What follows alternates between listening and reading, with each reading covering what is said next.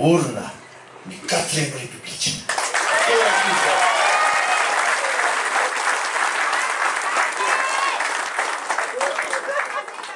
Miara-mifaly isika nefa dia misaotran'Andriamanitra amin'izany rehetra izany satria dia raha nisy gamba ataoko hoe raha nisy izay fandresena izay azontsika tsy teo amin'ny fifidianana ihany fa teo amin'ny finoana ihany koa.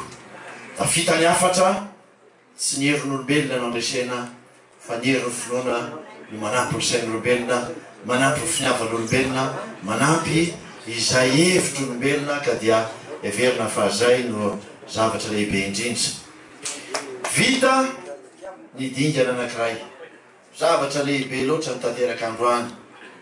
Ny fanefany ano amerina an'ity satria efa niteneniko tamin'ny télévision, niteneniko tamin'ny radio, dia hoy aho hoe androany dia fandresen'ny vahoaka malagasy androany. Fandresen'ny vahoaka malagasy ary fandresen'ny démocratie androany.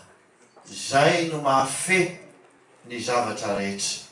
Ary androany aho no manomboka ny fametrahana izany fanjakana tandalana izany azontsika manonona firenena matanjaka eo amin'ny ho avy. Ka dia misaotra antsika rehetra.